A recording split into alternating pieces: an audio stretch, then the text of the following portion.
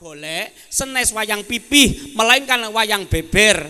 Jadi wonten kaya kulit digambari wong-wongan kaya ngeten niku dibeber didekek mriki dalange cerita. Engko ganti lakon ya ganti gambar.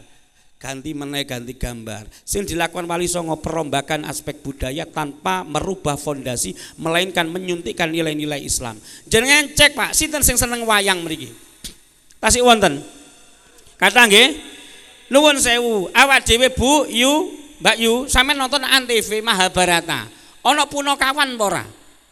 Ra ono. Punakawan iku mergo ciptaane Wali Songo. Dados nalikane zaman Majapahit wong-wong iku seneng ndelok wayang beber.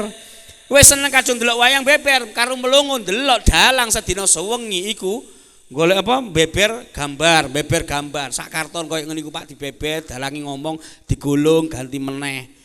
Iki ceritane kok elitis. Cerita tentang dewa-dewa tok, cerita tentang raja-raja tok, cerita tentang raden-raden tok. Mbah Yai Sunan Kalijogo menceritkan yang namanya apa? Bahwa menyuntikkan sebuah pakem cerita baru bahwa yang namanya kekuasaan, yang namanya elitisme itu harus didegradasi, cari Pak Gus Anam. Apa? Dihancurkan sedemikian rupa. Karena yang namanya Islam itu egaliter, gak ono sekat, gak ono kasta, gak ono ceritane uang keturunan dewa iku ora ono. Makanya dalam pakem Mahabharata karya Empu Yasa dari India itu tidak ada pakem yang namanya Punakawan. Gak ono tokoh Punakawan niku mboten wonten. Nalikane Islam masuk kalau Sunan Kalijaga disertakno sing jenenge Petruk, Semar, Gareng lan Bagong. Kesane niku napa wong papat iki badut, pelawak, cedhek karo kekuasaan, amre supaya kekuasaan dadi raja kaya ngene iku ora adigung adiguna.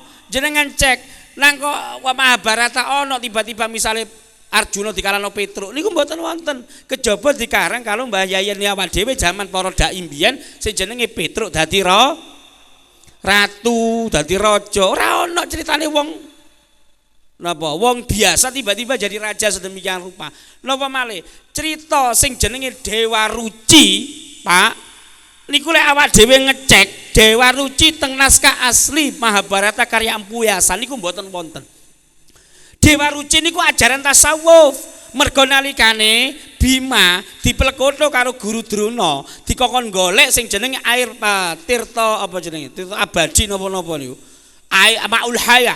Dikongkon golek sing jenenge air keabadian yang disebut itu adalah semacam mitologi. Sakjane tujuane Guru Drona iku njerumusno amri supaya Bima iku gak melok perang Barata Yudha, dijelungupno amri dheweke nalikane perang iki dheweke gak ana nang pasukane Pandhawa lek iso mati nang nggon petualangan golek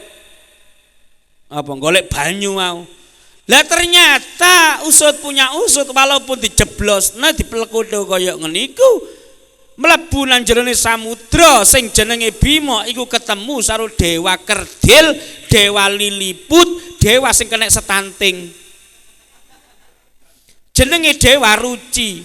Percakapan antara Bima dengan Dewa Ruci kalau jenengan cek nalikane jenengan mirengaken dalang nalikane ngomong babakan dabar niku dialog tasawuf sedaya, dialog tazkiyatun nafs, ngontrol ego, ngresiki ati. Iku lek gak gawe iku wong Islam iku ora iso. Makane napa Dewa Ruci, Dewa Kerdil itu adalah perlambang dialog antara Bima dengan kediriannya. Dialog untuk mencari hakikate aku iki sapa, teko endi, bakale aku mampir nang ndi, engko berakhir terminalku nang ndi. Niku jenengan cek nalikane jenengan buka sing jenenge Serat Dewa. Napa Pak lakon Dewa Ruci. Pun cukup boten kuwata sanget. Iki diobral kabeh tak critakno kabeh apa ora iki? Lho malih jeneng, Pak. Zamane awak dhewe riyen niku, iki perubahan budaya. Zamane mbah-mbah awak dhewe nalikane sik urip nang zamane Wali Songo, Singosari lan sak piturute, iku jeneng-jenenge wong rata-rata pakai jeneng kewan. Kebo ijo, kancane Ken ro konspirasi mateni tunggul tung menjadi pebinor ya. Pebinor. Ken Arok lah pebinor. Ngerebut jenenge Ken Dedes, dibantu oleh penyebar isu jenenge apa Kebo Ijo yang akhirnya dikorbankan sedemikian rupa. Jenenge Kebo Ijo. Singosari, Kertanegara memiliki 4 orang anak semua perempuan dinikahi oleh Raden Wijaya. Raden Wijaya membangun Majapahit. Nama-nama era Raden Wijaya sampai era Prabu Wisnuwardana atau siapa itu rata-rata namanya nama-nama kewan. Makanya rajane jenenge Ayam Wuro, Pak Mahopati jenenge Gajah Mada, pengganti Gajah Mada jenenge Gajah Enggon, ana sing jenenge Lembu Anabrang, Kebo Anabrang, Mahesa Cempaka. Lho lek kebo-kebo kabeh. Untung kalau jenenge Pedet ora ono, Pak. Nah, gudel ya ana gudel biasane jenenge wong-wong kaya ngene iku ya kan. Islam masuk, Pak. Islam masuk. Terus Kanjeng Nabi, innakum tad'una yaumal qiyamati bi asma'ikum wa asma'i abaikum fa ahsinu asma'akum. Setuhune kata Kanjeng Nabi, sliramu kabeh bakale besok nang dina kiamat iku diceluk karo jenengmu lan jenenge bapakmu. Faksinu asma'akum, mongko api-api ana jenenge awakmu. Jeneng-jeneng sing gak ana maknane, ana jeneng Cikrak, ana jeneng Gudel, ana jeneng niku Islam masuk, Pak. Apa meneh dikokohno sing zamane Sultan Agung Hanyokrokusumo, ana sing jenenge Penanggalan Jawa, perpaduan antara kalender Hijriah dengan kalender Saka, sing jenenge ciptaane Aji Saka, akhirnya jadi kalender Jawa ciptaane Sultan Agung Hanyokrokusumo. Sadurunge iku jeneng-jenenge wong iku diubah. Makane zaman Majapahit ora ana jenenge wong slamet iku ora ana, Pak. Widodo ora ana. Ana iku zaman setelah Islam, setelah Demak. Makanya muncul sampai saiki jeneng sing bertahan kurang lebih 4 abad jenenge napa Wicaksana. Napa malih Widodo, Kuncoro, Purnomo. Napa malih? Wake to Wijaya, Suwito. Wis. Makanya niku unik Islam Indonesia niku, Pak. Khususnya Islam teng Jawa niku unik. Keunikan niku napa? Wis jenenge mau diganti jeneng-jeneng sing mengandung donga, kaya Widodo, Wicaksana, Widagdo. Napa malih wau? Napa malih? Wis jeneng-jeneng kaya ngoten niku sing saiki jarang digawe. Kemudian tanggalan Islam lahir zamannya Sultan Agung Hanyokrokusumo. Jenenge wong Jawa mergo ana penanggalan Jawa saiki kenek nitenine nalikane bocah lahir Ramadan jenenge Ramelan. Mergo wong Jawa kangelan ngucapno dot. Nah, ridho dadi lilo, Ramadan dadi Ramelan. Napa malih? Pokok dot iku kangelan. Ali jenenge Ali Ridho iku kangelan. Ali lilo. Kadang kaya ngoten niku, pun niteni meneh lahiri wulan Sapar, jelukane Sapari. Nggih. Terus napa malih wis kaya ngene iku lah. Wah, pun jeneng bulan-bulan iku diganti Rabiul Awal, Rabiul Akhir, Jumadil Ula, Jumadil Akhir, Sya'ban diganti Ruwah lan sak piturute. Kene apa kok ana istilah Ruwah engko tak jelasno. Jelasno sekalian apa ora iki? Wis, iki soal jeneng tok, Pak. Jenengan cek wis. Mari ngono Islam masuk wis kokoh kaya ngeten iki. Selajeng napa? Wong-wong Islam iku nang Jawa, nang Indonesia iku paling aneh. Saking aneh jenengan cek wonten riwayat Jawaharlal Nehru, Perdana Menteri India, niku rawuh teng Indonesia nemoni Pak Karno. Tanglet dumateng Pak Karno, tanglete heran. Pak Karno, kok bisa warga Indonesia menggunakan nama dewa sebagai nama orang Islam? Muhammad Wisnu, Ahmad Krisno, napa malih? Siti Kunti, gak ono ya? Dewi Sri. Nah, sapa meneh? Sri Hidayati. Lah, gabung. Iku kata Jawaharlal Nehru ketika datang ke Indonesia dan mengetahui bahwa banyak di antara orang-orang Islam Indonesia menggunakan nama-nama dewa, bahkan nama-nama mitologi dalam Mahabharata. Nehru itu kaget. Kata Nehru, andai kata ini terjadi di India, bisa perang saudara antara Hindu dengan Islam. Lantaran orang Hindu tidak mau namanya disandingkan, nama-nama dewanya disandingkan dengan nama orang Makanya jenenge ana Muhammad Wisnu, iku yang Indonesia tok. Ahmad Krisno, ya, untung gak sekalian Muhammad Yesus Gautama, ngono ya, hebat sih ngono sekalian kaboten jeneng, ngono syahadat itu ya. Allahumma sholli ala Sayyidina Muhammad. Jangankan nama dewa Pak, nama orang-orang yang ada dalam Mahabharata itu ada dipakai nama orang-orang Indonesia. Jenengan cek, Arjuna akeh, Muhammad Bimo akeh wisan. Sampai kemudian zaman biyen akeh wong Jawa jenenge ngepek jenenge para Pandhawa. Bisma ana, Bima ana, terus apa malih? Nakula ya ana, Sadewa ya ana, sapa meneh? Sampai kentekan jeneng pangeran-pangeran iki ngepek jenenge kusir jarane, kusir kereta kudanya Arjuna ketika perang Mahabharata. Jenenge tukang dokar iku lho Pak. Digawe jenenge anake. Sapa? Raden Setyaki.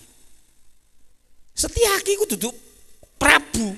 Setyaki ku tukang jarane Arjuna nalikane perang nanggone Barata Yuda. Jadi gawe ngene iku ana meneh Wisanggeni. Sinten niku Wisanggeni? Wes kaya ngene iki. Bahkan Gus Dur menggunakan nama salah satu tokoh dalam Mahabharata sebagai nama cucunya. Nama cucu Gus Dur yang lahir tahun 2001 kalau nggak salah, itu namanya Parikesit Ulil Azmi. Sinten niku Parikesit? Parikesit niku putrane Arjuna, putrane Abimanyu. Abimanyu niku putrane Arjuna. Dadi iki anak putu, anak bapak karo putu. Iki anake iki. Kenapa Gus Dur menggunakan nama cucunya Parikesit? Karena saat itu konflik di Indonesia sedang panas-panasnya. Gus Dur menginginkan agar cucunya dinamakan Parikesit agar dia sebagaimana cerita dalam Mahabharata mendamaikan kubu Pandawa dan Kurawa, agar Parikesit sebagaimana dalam cerita kan mendamaikan antara kubu Pandawa dan Kurawa toh Pak. Anaknya siapa? Abi. Oh iki gak nyambung cerita pewayangan, ceritane nabi-nabi wae lah ngene iki. Seneng wayang mboten iki? Wis ya ora kabeh seneng wayang, wis kapan-kapan tak critakno. Iku luar biasa sampai kentekan jeneng. Wis sampai kentekan jeneng. Jenenge nabi wis akeh, jenenge wali wis akeh, jenenge penulis kitab akeh.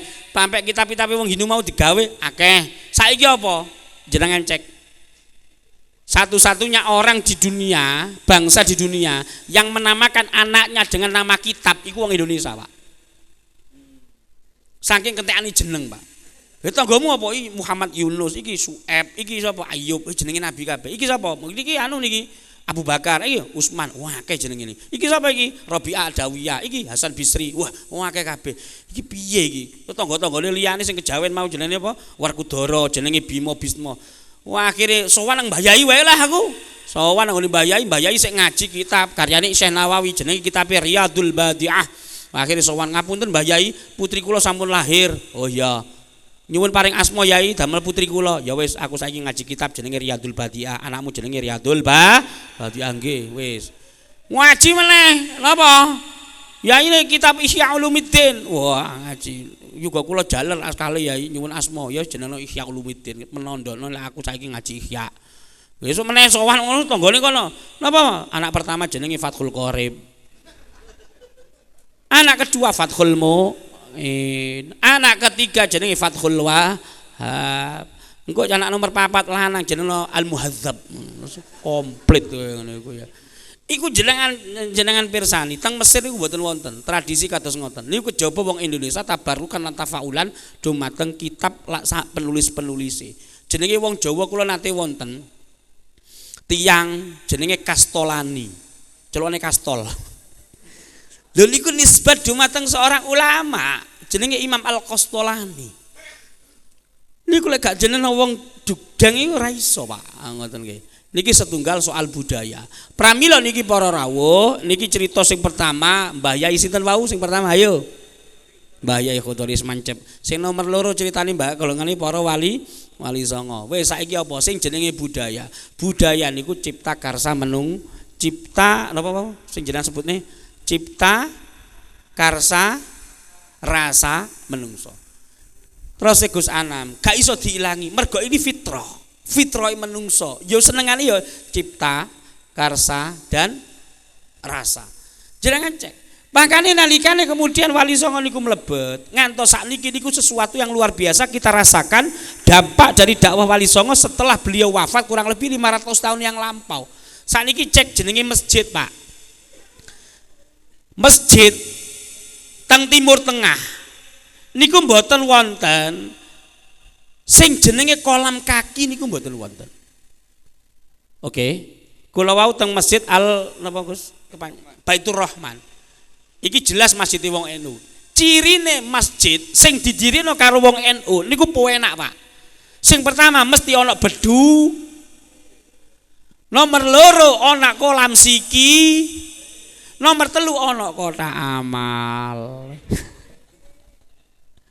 Pak, jenengan nate teng India, jenengan nate teng Turki, jenengan nate teng Mesir, jenengan nate teng Saudi. Jenengan cek teng mriku bentuk masjidnya rata-rata bentuk kubah. Ini diwarisi dari tradisi-tradisi Utsmani yang mewarisi tradisi pola semacam ini menggunakan tradisi-tradisi Helenisme dari Yunani, bentuknya kubah. Sehingga waktu itu ketika orang azan itu tidak lagi menggunakan sound system karena saat itu belum ada. Jadi ono kubah koyo ngene iku, Pak. Jenengan ngeten tok. Halo, halo, halo, halo, halo, halo. Gak cukup, wes bentuknya kayak ngeniku ndirikno sing jenenge minaret. Minaret cara wong Jawa jenenge menara. Itu tradisi Persia, digabungkan antara tradisi Romawi, gereja-gereja itu bentuknya kubah sehingga suara itu tetap mengalun lantang walaupun tidak menggunakan pengeras suara, khususnya bagi setiap syekh yang berkhutbah di dalamnya tidak menggunakan pelantang suara, tapi suaranya tetap lantang lantaran ada mekanisme fisika atau apa saya tidak paham seperti itu yang membuat suara itu tetap terdengar nyaring. Kemudian mereka mengadopsi, orang-orang Islam zaman dulu mengadopsi sistem menara, minaret. Itu tradisi orang-orang Parsi, orang-orang Persia para penyembah api atau al-majusi atau agama Zoroaster diadopsi menggunakan bangunan seperti itu. Itu tradisi khas sana. Islam masuklah ke kita, ke Jawa. Apa yang dilakukan? Tidak lantas mengikuti mentah-mentah apa yang dilihat oleh para wali ini di Timur Tengah. Makanya yang dilakukan pertama, manakala mendirikan masjid, jenengan cek mawon, jenengan pirsani, masjid-masjid kuno di Indonesia itu biasanya bentuknya limas, susunan atape ono telu, nggih mboten? Masjid Demak, masjid kuno lagi di mana? Itu pasti yang namanya Masjid Agung itu biasanya bentuknya seperti itu. Kayak Masjid Demak niku lho, Pak. Dhuwur nggih. Menandakan apa? Filosofinya Islam, iman lan ihsan. Puncaknya mesti ono jenenge lafat Allah. Terus kemudian pilarnya rata-rata menggunakan pilar kayu, bukan pilar menggunakan bangunan. Terus apalagi ada yang namanya kolam kaki. Kenapa kolam kaki? Iki kudu dijelasno falsafahe. Mbak para wali iku ngerteni lek kabeh sing mlebu masjid iku gak wong alim tok, gak para priyayi tok. Zaman biyen sing jenenge para priyayi nang ndi-ndi mesti nggawa sandal, nggawa sepatu. Gak ngedok bleduk. Lah wong awam, ya Allah, sing jenenge wong awam mulai teko pasar, mulai teko sawah, mulai teko nglaut, ledoke nang sikil nempel. Makanya jangan cek misalnya jangan pirsani kolam kaki pertama itu kolam bebersih. Tahapan kolam kaki yang kedua kotak lagi itu adalah kolam untuk bersuci, mensucikan. Karena apa? Kabeh wong zaman biyen orang nggawa sandal. Dadi senang kene iku nganggo bersih kalau ledok-ledok seperti itu kemudian masuk ke sini untuk bab bersuci lantas kemudian wudu ada air pancuran. Oke. Barulah kemudian dari air pancuran di situ orang setelah itu dikasih yang namanya air kobokan sikil meneh nang kene. Iku amri supaya ketika misalnya manakala seseorang itu berwudu lantas tidak mencapai batas sebagaimana disyaratkan dalam wudunya sehingga ketika nyemplung iku ya ketok sah. Makanya iki tradisi Islam yang Indonesia bentuk bangunane iku bentuk bangunan limas. Jangan mawon ningali teng foto teng video masjid-masjid yang ada di wilayah kesultanan di Indonesia, rata-rata masjid kuno itu menggunakan bentuk 3 susun lapis atap seperti itu karena dipengaruhi corak masjid yang berpusat di Kerajaan Demak. Jenengan pirsani masjid peninggalan Kesultanan Buton bentuknya itu, masjid Kesultanan Ternate bentuknya gini, masjid kunonya. Kenapa? Karena rata-rata para penyebar agama Islam di wilayah ini adalah jaringan anak buah, jaringan para muridnya Wali Songo. Terus nomor malih bet wonten nalikane teng Masjidil Haram beduk. Teng masjid teng Eropa teng Turki mboten wonten. Niki tradisine zaman biyen, tradisi beduk dengan menggunakan kulit lembu seperti itu antara lain dipengaruhi oleh corak unsur tradisi masyarakat Indochina dan Jepang. Ya. Makanya ketika ada yang bilang pertama kali beduk itu masuk ke kita itu zaman ketika Laksamana Chengho, seorang Laksamana angkatan laut muslim itu membawa tradisi beduk seperti itu dan sampai sekarang. Makanya kemudian ada yang bilangnya bagaimana? Iku beduk nggone wong Tionghoa, wong Konghucu kok digawa. Agamane gak digawa, sing digawa iku mek beduk tok. Wah, beduk itu bid'ah karena enggak ada zaman Nabi pakai beduk seperti itu. Kita jawab, beduk itu penanda tibanya waktu sholat. Adapun panggilan untuk sholat namanya selesai kok. Fungsi beduk lek saiki iku kaya alarm. Zaman Nabi ora ono kring kring kring ya ora ono. Makanya zaman misalnya kok digugat karo sebagian dulur-dulur awak dhewe jawab, beduk itu sarana penanda tibanya waktu sholat. Adapun panggilan waktu sholat itu namanya jeda antara azan dengan iqamah itu adalah waktu mustajabah berdasarkan riwayat hadis yang kita jumpai dalam Sunan At-Tirmidzi. Makanya para mbayai zaman biyen gak pernah menyia-nyiakan waktu mustajabah ini antara azan dengan menjelang iqamah. Carane piye? Cah-cah cilik diajarin dungane basa Jawa. Termasuk tenggen kula. Duh Gusti kula nyuwun ngapura sekabeh dosa kula lan dosane tiyang sepah kula ila akhirih. Iku la Rabbana fil lana wal ikhwanina ila akhirih. Dungane kaya nang surat Al-A'raf ayat 10 kuwi ta. Terus apa lagi? Wujud kidam bako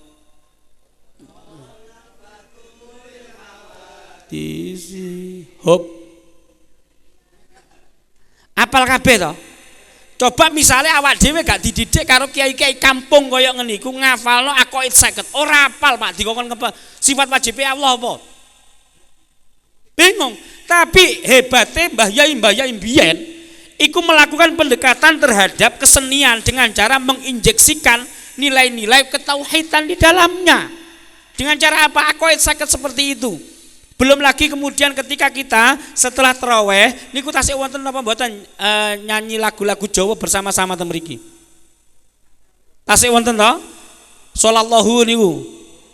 Sallallahu itu ketika saya cermati di desa saya ada, di Ponorogo tempat mertua saya ada, di Trenggalek itu ada, di Demak ada, di Jeporo ada. Lah ternyata sekarang saya tanya di Malang juga ada.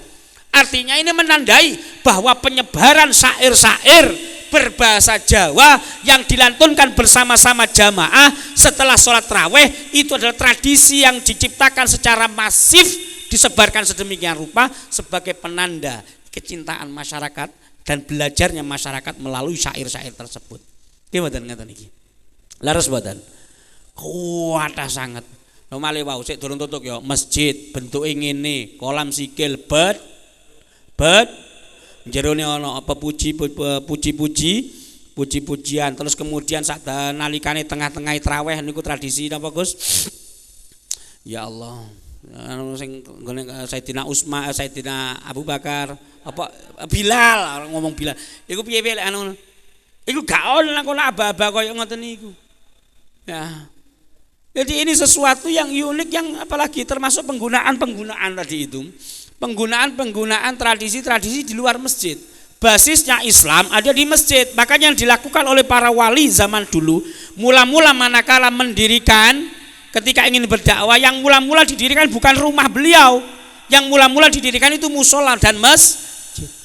Coba misalnya sekarang dalam riwayat Rasulullah Muhammad SAW, manakala beliau hijrah, kemudian 20 km di luar kota Madinah, yang beliau lakukan pertama kali adalah mendirikan masjid, namanya Masjid Quba. Setelah tiba di Madinah, yang beliau lakukan pertama kali lebih dahulu bukan merintis sebuah rumah, melainkan namanya Masjid Naba. Sayyidina Amr bin As manakala masuk ke kota Mesir, menaklukkan Mesir, yang mula-mula dirintis oleh beliau adalah namanya Masjid Amr bin As. Manakala Sunan Ampel Raden Sayyid Ali Rahmatullah datang dari Kamboja, dari Campa, yang mula-mula datang dikunjungi oleh beliau itu adalah sebuah desa namanya Kembang Kuning, tempat mertua beliau ada di situ. Beliau melihat belum ada masjid, maka yang dilakukan oleh Mbah Sunan Ampel mula-mula adalah merintis masjid yang sampai ini masih ada, namanya Masjid Kembang Kuning di Surabaya. Baru kemudian ketika Brawijaya V yang merupakan suami daripada bibiknya memberikan sebuah hak secara khusus tanah perdikan, namanya Ampel Dento. Apa tanah perdikan? Tanah yang dibebaskan pajak negara. Maka kemudian beliau yang mendirikan masjid yang disebut saat ini Masjid Raden Fatah, menantu dari Sunan Ampel, manakala merintis sebuah kerajaan yang mula-mula dibangun terlebih dahulu adalah makanya misalnya warga masyarakat desa Kemuning, lek pengen masyarakat desa Kemuning iki adem, rukun, soleh, solihah kabeh, iku diupayakno ngramekno mas. Kenapa harus seperti itu? Lantaran semua itu basisnya di masjid. Sebelum ada pondok-pondok pesantren, Imam Syafi'i, Imam Ahmad bin Hambal, Syekh Abdul Qadir Al-Jalani, semua itu lahir sebagai calon ulama di masjid. Lahir bagaimana? Dididik oleh sebuah madrasah, cikal bakal madrasah, namanya kutab, adanya di masjid. Leres proses Syekh Mutawalli Asy'arawi untuk melihat sekualitas sebuah masyarakat, lihatlah cara masyarakat tersebut merespon suara Saya ulangi, untuk melihat kualitas sebuah masyarakat, lihatlah cara masyarakat tersebut merespon suara Kok masyarakat Kemuning napa niki? Begini muadzine sinten mriki? Allahu Akbar, Allahu Akbar. Langsung nangeni anake cong salat. Ayo bareng karo bapak. Yuk ayo Mbah, ayo bareng-bareng salat. Salat nang omah ra apa-apa, nang masjid ra apa-apa. Iku kanca-kanca dijak kabeh. Kok kemudian salat subuh nang kene. Biasanya pinten soft nih? Berapa? Masya Allah, kesebelasan nggih. 1 imam 10 makmum, 5 makmum sudah lansia, 5 makmum terdiri lagi soal perempuan, 4 lansia, 1 laki masih bocah, jenenge cah cilik diajak sholat subuh jamaah. Biasanya tontonannya sound system horeg, tontonannya dangdutan. Makanya ketika subuh dijak karo mbae tunuk nyampe nang masjid Baitul Mukminin niki, imame kemudian waladhdallin. Jenenge cacilik senengane nonton dangdut. Mana suaranya? Amin. Cah gledis. Ora apa-apa. Makanya lho Pak, nang di masjid iku akeh bangunane kokoh, saldo kotak amali akeh, tapi sing jamaah maksimal rata-rata lek subuh kesebelasan. Disebut kesebelasan satu imam merangkap marbot, merangkap muadzin, merangkap tukang iqomah. Wis iku pun wis tuwa. Allahu Akbar, Allahu Akbar. Ngoten biasane. Allahu Akbar, Allahu Akbar. Makane jamaah-jamaah lek salat nang masjid kena dititeni sak badane salat. Iku gak ngomongno macem-macem, sing diomongno tenguk-tenguk nang emperane masjid. Mergo jamaah umure 50 mendhuwur. Jamaah sing umure 40 mendhuwur ketemu karo jamaah liya, iku sing ditakoni duduk hobi. Takokno napa? Kowe duwe pantangan mangan apa? Kowe lara apa saiki? Wah iki asam urat, kuwi ya kolesterol. Leleh ngono. Lek umur swidak, umur 50 mendhuwur duduk meneh penyakit sing diomong nalikane sak badane salat jamaah leye-leye. Apa diomong? Koncone awak dhewe sing mati terakhir ke sapa?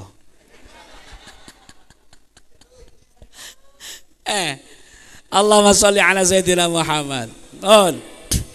Bon, wasul malih.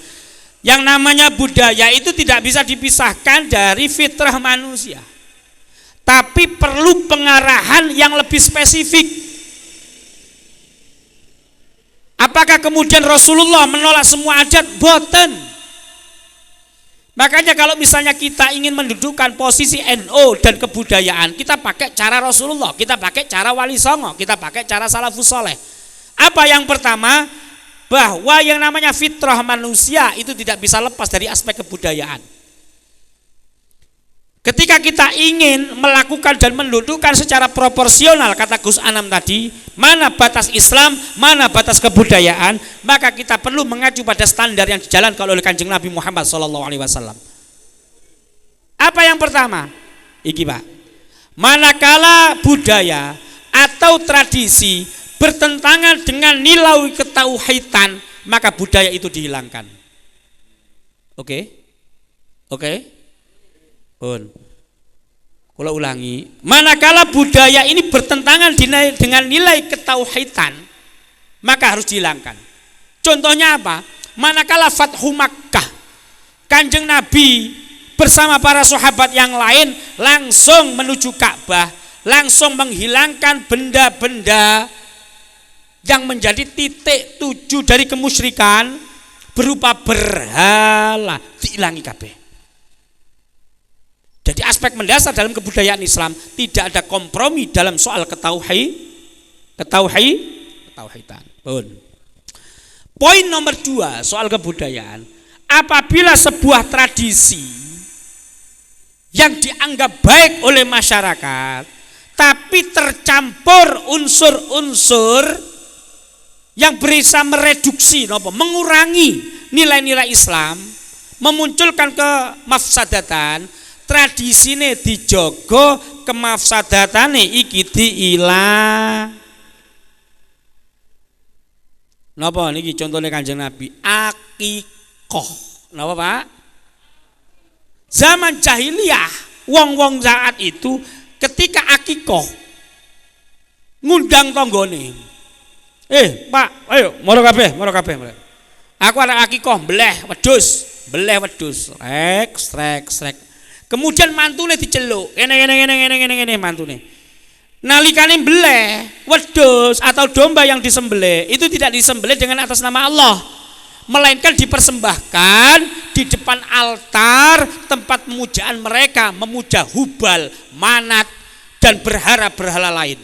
Demi engkau wahai Manat, Srek, ini untuk anakku, persembahan untuk cucuku. Mari dibeleh kaya ngene iku, putune diceluk, kene. Mantune diceluk. Endi putuku mau sing ganteng. Ini. Wonten apa, Mbah? Darah yang mengucur dari leher tempat hasil penyembelihan tadi diambil oleh sang kakek, lantas dioleskan ke ubun-ubun anaknya. Wes. Kemudian juga pemberian nama-nama welek dan sebagainya itu. Nah, tradisi semacam ini dipertahankan sama Kanjeng Nabi. Tapi hal-hal yang sifatnya kemusyrikan, sifatnya tabdzir, mubadziran itu dihilangkan. Caranya apa? Rasulullah memunculkan yang namanya budaya tanding. Napa budaya tanding? Akikoh tetap dilaksanakan, tapi tata carane nganggo tata cara tidak ada lagi persembahan kepada para dewa karena sudah mukmin semua. Yang dilakukan oleh Rasulullah dan para sahabat disembelih atas nama Allah. Bismillahirrahmanirrahim. Sret. Apakah kemudian tradisi mengoleskan seperti ini dilakukan? Boten. Kata Kanjeng Nabi apa? Gantian, ojo ngolesno darah, tapi ngolesno sing jenenge minyak wangi, khususnya minyak za'faron. Selesai sanes. Engko rambute bocahmu, Kanjeng Nabi dawuh. Engkau rambutnya putumu ketoken timbangan, engkau hasil timbangan koyo ngene iku anune pira duwite, engkau sedekahno kanggo warga sekitar. Sekae Kanjeng Nabi. Tradisi napa malih? Tradisi syair jahiliyah, Pak. Orang-orang zaman Arab waktu itu, walaupun peradabannya peradaban jahiliyah, dikatakan jahiliyah lantaran suka berperang, suka membunuh, suka merampok, suka membunuh bayi perempuan.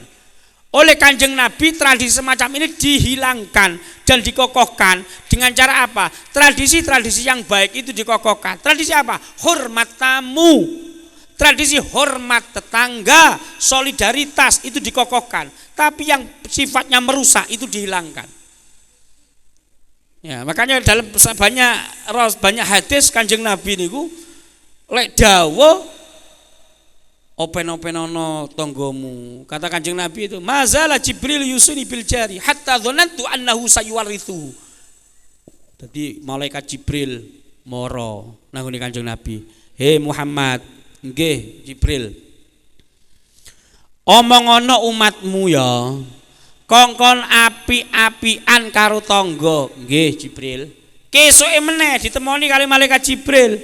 Hei Muhammad, nggih Kanjeng Jibril. Omongono maneh umatmu kongkon api-apian karo tangga. Nggih.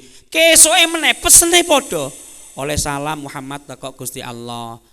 Pesene napa kok api-apian karo tangga. Akhirnya Kanjeng Nabi kan bolak-balik dipeseni kados ngeten sehingga beliau dawuh mazala Jibril yusini bil jari hatta dzanantu annahu sayuwarithuhu.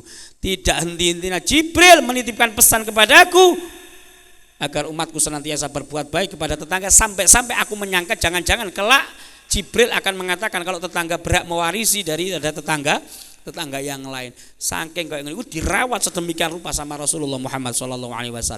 Nah, yang kedua ini yang juga dilakukan oleh para leluhur kita, tradisi-tradisi yang tidak berguna itu kemudian disisipi. Tradisi ini dijogo, tapi hal-hal yang sifatnya merusak maka itu dihilangkan. Siapa yang melakukan diantaranya? Hadratus Syekh Kiai Haji Muhammad Hasyim Asy'ari. Yo fotonya ya. Dalam kitab At-Tanbihatul Wajibat itu diceritakan betapa Kiai Haji Hasyim Asy'ari merasa resahnya lantaran ada tradisi maulid Nabi, tradisi mulutan, tetapi esensi daripada tradisi itu banyak melanggar syariat Islam. Oke. Tradisi ini api, mulut, tapi yang diprotes oleh Kiai Haji Hasyim Asy'ari apa? Bahwa ternyata di situ banyak sekali pagelaran-pagelaran seni yang melanggar esensi hakikat Islam, melanggar ajaran Islam, adanya ikhtilat, campur baur lanang lan wadon. Jadi yang diinginkan oleh Hadratus Syekh manakala menjadikan acara tradisi Maulid Nabi, ya memang di situ harus diisi kegiatan-kegiatan yang positif dan menghindari kegiatan-kegiatan kemungkaran. Oleh karena itu manakala di sini ada tradisi maulid dan seterusnya harus jejak sesuai dengan tuntunan Hadratus Syekh Kiai Haji Muhammad Hasyim Asy'ari dalam kitab At-Tanbihat Al-Wajibat. Meneh tradisi apa? Tahlilan. Jaman biyen wong mari mati ya kaya jenenge wong Jawa, wong sing seneng nalikane ana dulure teko kabeh mengungkapkan empati duka cita. Makanya tradisi suguhane ya kaya ngene iku, kadang suguhi tuwak, nggih mboten. Cuwak saiki jarang tuki bir bintang, karo ndopok ngalor ngidul. Empatike api, solidaritas api, tapi sing diilangi suguhan sing diilangi ngomongan ndopok sing ora migu. Nah ini wis daripada kumpul-kumpul. Tradisi itu rata-rata dakwah di Indonesia itu pakai kalimat daripada. Daripada ndopok ora jelas, ayo kabeh iki zikiran. Dadi wong-wong sing sadurunge iki jarang salat, akhire kepeksa melok zikir, nalikane melok tahlilan, nalikane sak nang omah ora duwe beras, urung mangan, golek info nang dino tahlilan, aku mesti melok. Engko akhire apa kepeksa zikir. Setidaknya satu kalimat la ilaha illallah yang diucapkan kelak akan menjadi pemberat timbangan amal baiknya di akhirat. Allahumma amin. Ya, itu tradisi kumpul-kumpul semacam itu. Terus napa malih tradisi jenengan cek malih Pak, itu kiai-kiai kita luar biasa. Beberapa kasus kita jumpai, ada pendatang seorang ulama datang nang kene wilayah angker, iki adiguna, akhirnya sing apa jenenge tempat-tempat wingit segala macam kuwi dibongkar, akhirnya warga sing kesurupan. Sing dilakoni kalau Mbah Yai ini awak dhewe mboten ngoten. Apa keseranggungan dengan alam, keserasian dengan alam, keserasian dengan makhluk astral bahasane. Ngopo? Lek ngotek-ngotek ngotek-ngotek wilayah-wilayah sing wingit kaya ngeniku aja nganggo tata cara kekerasan. Mergo apa? Uripe awak dhewe, umure awak dhewe iku luwih pencendek.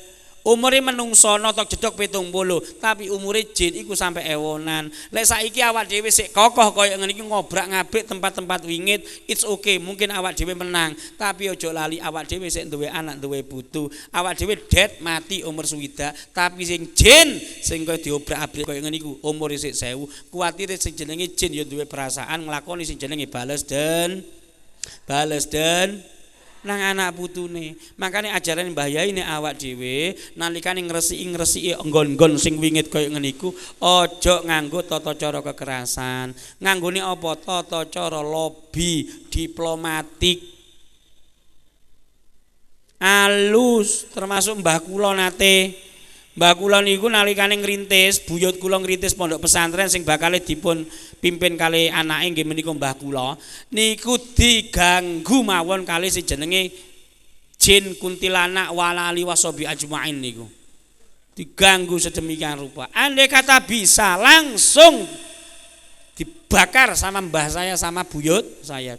Tapi yang luar biasa sebagai orang Jawa, Muslim, cinta perdamaian antara makhluk Allah yang dilakukan beliau, buyut saya melakukan yang namanya lobby untuk evakuasi. Tadi wonten cerita Pak, niki mboten namung dilampahi kali buyut kula, tapi dilampahi rata-rata kalian para kiai-kiai Jawa nalikane khidmah, nalikane dakwah teng kawasan-kawasan sing angker sing wingit. Mbah kula niku napa? Ba'da magrib niku rawuh teng napa greng-grengan niku napa Barongan niku pusate kerajaan jin.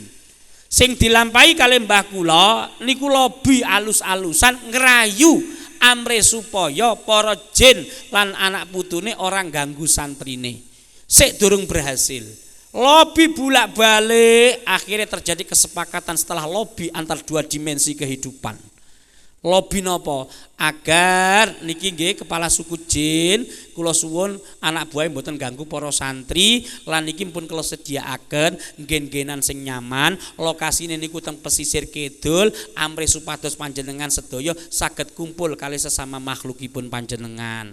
Akhire ngoten Pak, ba'da Isya malam Jumat adik mbah kula dijak karo bapake buyut kula niku teng Barongan. Merem. Ora ana apa-apa ngene, Pak. Merem meneh. Merem. Mripate niki didudil kali napa iki. Sret. Melek saiki. Melek kaget, jenggiran kaget. Mergo sing jenenge niku kumantil, Pak. Sing genderuwo, sing wujude babi ces gak karo-karon.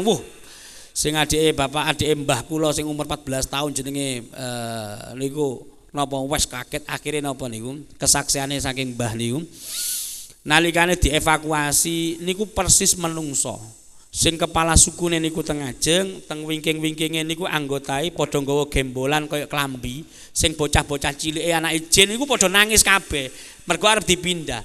Dadi sing duwe rasa Pak. Lah setelah evakuasi tanpa pertumpahan darah aman Pak. King napa kula critakaken ngeten. Keistimewaane kiai-kiai Jawa. Manakala melihat ada wilayah-wilayah wingit semacam ini yang dilakukan itu adalah melakukan upaya diplomasi. Amri supaya tatanan iku orang guling nalikane besok pondoke sing dirintis iku bakal ditinggalno. Jenengan cek nalikane biasane wonten acara sedekah bumi, wonten apa mboten niki? Sedekah desa. Awalnya mbiyen niku nalikane zaman-zaman biyen, nalikane zaman Hindu. Tradisi sedekah desa niku tradisi persembahan untuk Dewa Sri. Dewi Sri. Lek Sri Devi iku bintang film Dewi Sri itu dewi dalam kosmologi Hindu yang menyebut sebagai dewi kesuburan, dewi yang dicintai oleh masyarakat penanam, pekebun dan sebagainya. Yang namanya zaman itu sedekah desa, ruwat bumi itu identik dengan persembahan kepada Dewa Sri. Kiai-kiai masuk melakukan pembinaan. Ojo maneh saiki nang Dewi Sri karo mantra-mantra tapi diganti tahlilan, kirim Fatihah, ndongakno amri supaya desane iku padha aman. Terus jenengan cek nalikane biasane Mbah Yai mimpin tahlil niku dipun waosaken setunggal kalimat. Kalimatnya niku kalimat sederhana, pendek tapi efektif. Wa ila sahibi hadhil wilayah. Dumateng sinten kemawon ingkang manggeni tlatah menika. Niku kasebut dumateng sinten? Kula nuwun dumateng lelembut ngoten niku amri supaya ngrasa lek dheweke niku disapa. Hakikat bacaan niku nggih kalih napa maosaken Fatihah dumateng sinten kemawon ingkang sampun ngrintis teng desa menika. Pramila lek misale wonten kalimat wa ila sahibi hadhil wilayah niku tegesipun napa amri supados desane iki ora ana wong kejinan, ora ana wong kesurupan. Niku kearifane awake mbah-mbah awak dhewe, kearifan lokal lek jarene wong saiki supaya ora ana sing jenenge hal-hal sing bisa merepotkan warga desa. Pramila leres terus Pak Ferry wau nggih, Pak Kapolsek nggih. Kula semen wau sambutane napa wis pokoke guyub rukun. Mergo hakikate lek guyub rukun aman, desa iku bakal makmur. Mergo nalikane Gusti Kanjeng Nabi Ibrahim kasebut ing dalam surat Al-Baqarah ayat 117. Surat napa? Ayat 126 apa 117 kula supe. Wa idz qala Ibrahimu rabbi ij'al hadza baladan aminan warzuq ahlahu minas samarati man amana minhum billahi wal yaumil akhir. Sing dijaluk karo Kanjeng Nabi Ibrahim niku senes keimanan penduduk Mekah. Sing disuwun kali Nabiullah Ibrahim alaihissalam aman. Napa? Aman sih. Wa idz qala Ibrahim rabbi jal hadza baladan aminan. Duh Gusti, mugi panjenengan kersa dadosaken tlatah menika minangka negeri ingkang aman sentosa, lagi dilanjut ke sebuah kesejahteraan, lagi disambut soal keimanan. Jadi kuncine lek pengen desa Kemuning iki apik, faktor sing pertama kudu ditegakno iku faktor keamanan. Ayo jawab bareng, keamanan. Kedua kesejahteraan. Baru ketiga keimanan. Mergo lek wong uripe iku aman, ibadah kuwi tenang, golek duit ya tenang, ibadah tenang, golek duit tenang, akhirnya keamanan menimbulkan namanya kesejahteraan. Wis sejahtera, akhirnya imane tenang, imane jejeg, gak gonjang-ganjing rono. Sing nomor 3 iki tradisi napa wau? Sing pertama kan tradisi kalau yang bertentangan dengan kemusyrikan, bertentangan dengan ketauhidan dihilangkan. Yang kedua, manakala tradisi di situ masih ada kebaikan tapi direcoki oleh faktor kemafsadatan, maka kemafsadatan, kerusakan itu dihilangkan. Yang ketiga, tradisi yang diciptakan secara baru yang sebelumnya tidak ada dan tidak bertentangan dengan nilai Islam harus dipertahankan. Napa contohnya sing nomor 3 jenenge halal bihalal. Nang Arab ora ono, nang India ora ono, nang Afrika ora ono. Kuwi ya tradisi sing diciptakno awal mula kali Romo Kiai Haji Abdul Wahab Hasbullah amre supaya wong Indonesia niki rukun. Makane wonten acara halal bihalal.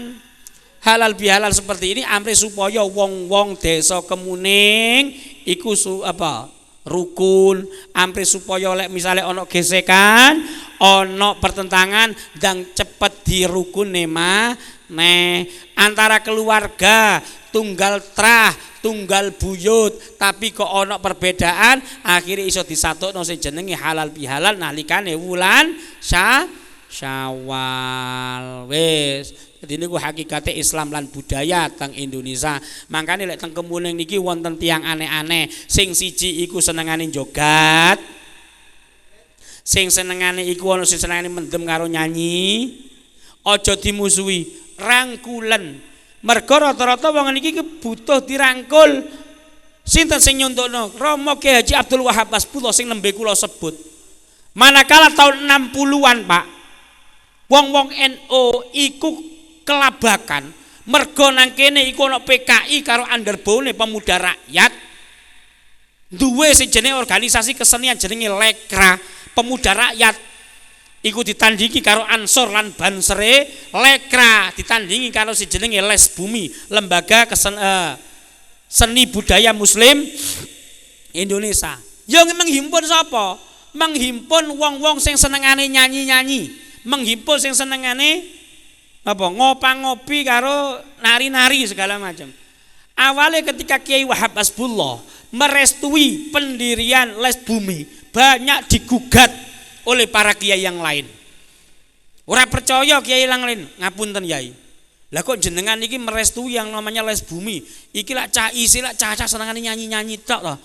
Iki cacah wis koyo ngene iki angel aturane seniman-seniman aneh-aneh kaya ngoten. Napa jawabane Kiai Wahab? Niki dipun eling-eling. Ngene Kang, jare Wahab tenggone kiai-kiai niku. NU iku koyo kereta api. Rile wis jelas, rel kereta api wis jelas rutene, gak meng kok. Sing nomor loro, ibaratnya kereta api ada masinis dengan gerbongnya yang ada paling ujung paling depan. Itu dipimpin oleh para kiai yang menentukan majunya lokomotif yang kemudian menggeret gerbong-gerbong yang lain. Kata Yai Wahab. Adapun setelah lokomotif ada gerbong kedua. Diisi oleh siapa? Kiai-kiai sepuh sing bagian donga. Iku gerbong kedua. Gerbong ketiga iku diisi oleh tanfidiyah sing sregep rapat rono rapat rene menentukan kemaslahatan umat. Gerbong selanjutnya wong wedok-wedok fatayat karo musli. Gerbong ini gerbong. Lah jari Mbah Wahab, iki ana sing koyoke ketinggalan gerbong. Iki perlu dilebokno gerbong amri supaya wong-wong iki sing kesenian-kesenian iki supaya besok masuk surgane bareng-bareng karo awake dhewe. Tapi terus Mbah Wahab, iki ya kaya cacah kaya ngene iki jiwa senine kudu diarahno kanggo jiwa seni untuk menunjukkan kedikjayaan Islam. Senine diarahno kanggo seni sing apik. Sing biasane panduan suarane kanggo nyanyi-nyanyi sing isine cabul jorok, suarane jaen kanggo nyanyekno sholawat Nabi. Al-Barzanji Atibai Simtudu sing biasane klotak apa rocker. Ajaan kemudian dilatih kaya ngene iki, dijak serawung nang masjid amri supaya eling karo Gusti. Keinginane wong NU ket biyen ngantos saiki mlebu surga bareng, mergo nalikane urip ya bareng. Wong kesenian-kesenian ngene iki kudu disapa, kudu dirangkul kaya dene diluluhno atine sing nate dilampahi dilakoni karo Kiai Khuda. Lek dikerasi dimusuhi awak dhewe, lek dilulut atine insyaallah kemantil. Bapake mungkin goblok, ibuke mungkin goblok, tapi mergo gak ngerti agama, tapi mergo rasa diopeni karo Gus Anam, karo Pak apa Gus apa misalnya karo Pak Yai kene, akhire engko anake dipondok. Nih, mergo salah satu sangu terbaik akhirat nggih menika yuga lan putri ingkang soleh lan kados sampun ngantuk, sampun luwih lan niki kula ngomong sak jam 15 menit niki padha ngelak kabeh. Sampun nggih. Ampun cekak nggih. Dadi awak dhewe mlebu surgane bareng. Ya sing biasane sinden-sinden kaya ngeniku aja lali dijak melok fatayatan karo muslim. Sing biasane son horeg kaya ngene iku engko jaan nandangi acara sholawatan. Engko suwe-suwe insyaallah bakal ya kecantol kali panjenengan sedaya merga rumangsa dijak ngewangi perjuangane Kanjeng Nabi. Wallahu a'lam bishawab. Sami klenger sedaya. Kopine sampun apa dereng? Monggo Gus Anam niki.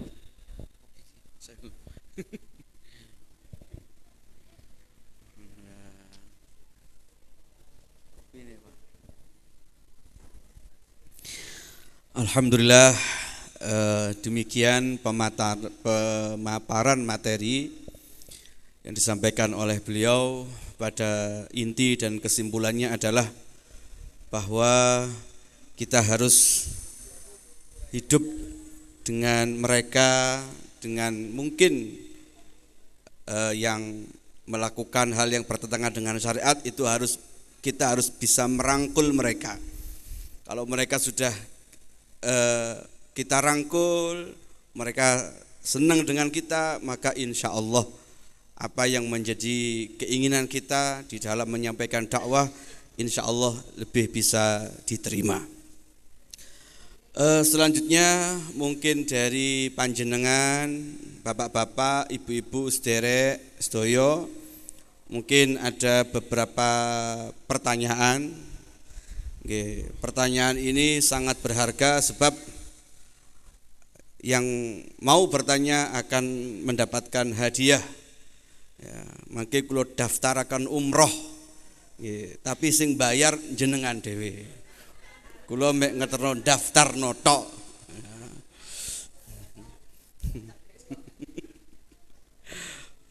Monggo barangkali ada yang mau disampaikan kepada beliau. Monggo. Setamdat monggo. Miknya. Singkat padat.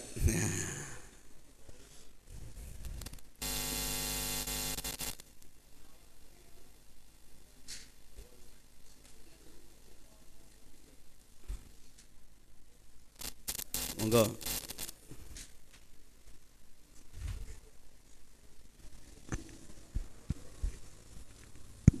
Nama? Assalamualaikum warahmatullahi wabarakatuh.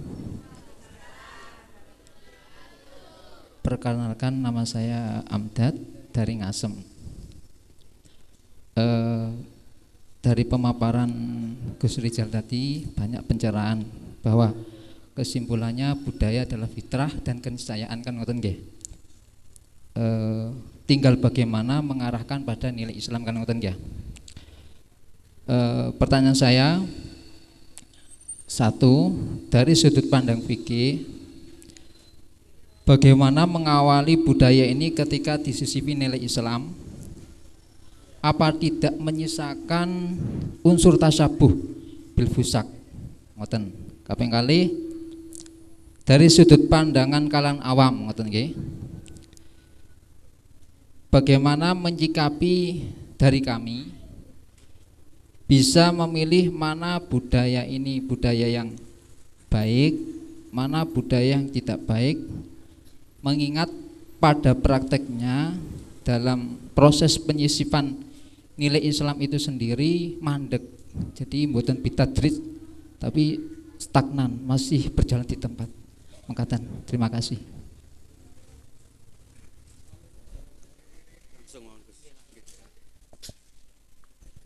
Nggih, matur suwun Pak sinten?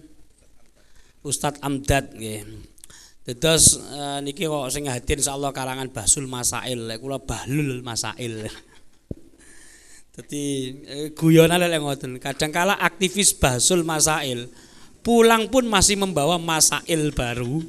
Di rumah ketemu masail yang lebih baru. Ya, Allahumma sholli ala sayyidina Muhammad. Pertama, ada kategori al-'ada al-muhakkamah dalam kaidah fikih. Yang kedua, kemudian kaitannya pada pembahasan fikih itu ada al-urf ya. Al-urf ada yang menyamakan dengan al-adah, ada yang membedakan, dan al-urf ini adalah kebiasaan yang memang di situ dianggap baik oleh sebagian masyarakat, tapi kemudian terjadi reduksi-reduksi, terjadi pengurangan nilai-nilai kebaikan, sehingga tradisi yang awalnya ini baik melenceng atau terkurangi nilai kebaikan, bahkan bercampur dengan nilai-nilai yang tidak baik. Makanya para ulama ahli fikih itu kemudian merumuskan sebagian dari urf itu bisa dibagi menjadi dua, urf sahih dan urf fasid. Urf yang benar dan urf yang rusak. Contohnya apa? Misalnya kayak gini. Ada tradisi masyarakat di sebuah desa. Tradisinya itu adalah tradisi kumpul-kumpul yang awalnya itu memiliki tujuan agar masyarakat bisa rukun. Ya, tradisi kumpul diisi dengan tahlilan, mengingat perjuangan para leluhur yang mendirikan desa Kemuning ini. Tapi tradisi yang dirintis oleh seorang kiai yang sudah bagus ini, kemudian muncul reduksi-reduksi dengan apa? Ngapunten to Gus, mosok ora ana musike to Gus. Mulai musik diterima, oke, no problem. Kesuke sing vokalis ora teko, tiba-tiba ana wong wedok, kula mawon sing dados vokalis. Kowe wis ora apa-apa ya, sing penting kowe ora aneh-aneh. Ternyata vokalise wong iki ora ngerti, lek ternyata vokalise iki senengane joget kluget. Wis mari kluget, wis mulai resah kaya ngene iku, iki diam-diam terjadi sebuah perubahan dari tradisi yang awalnya bagus untuk merukunkan warga, untuk mengingat jasa pendahulu, ternyata kemudian bercampurlah yang ada di situ tradisi-tradisi yang kurang baik. Ono tradisi joget-joget, organ tunggal segala macam. Awalnya pertemuan pertama sik nganggo jilbab, orang joget-joget. Wong-wong seneng, jenenge wong lek dilulu. Tambah wis marun joget, mulai nganggo jilbab ketok rambute, engko cepot-cepot. Lah itu yang kita khawatirkan.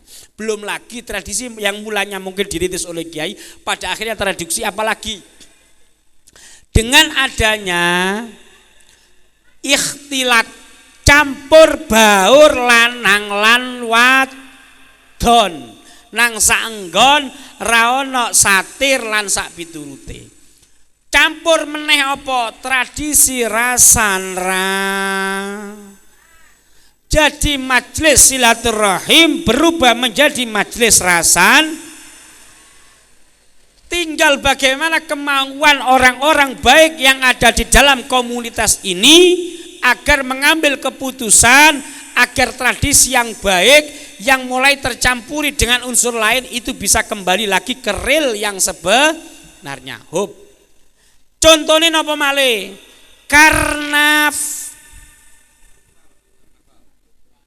gak nang Jember, gak nang Madiun, gak nang anu.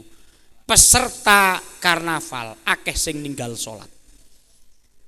Kewajibane awak dhewe sesama mukmin, kewajiban kita sebagai pengurus Nahdlatul Ulama, apakah kemudian diam lantaran kita menganggap itu budaya? No, kita harus bergerak. Minimal kita memberikan nasihat kepada warga yang ikut, minimal juga kita memberikan nasihat kepada penyelenggara, atau kalau misalnya perlu nasihat kepada Bapak Kepala Desa juga disetujui oleh aparat.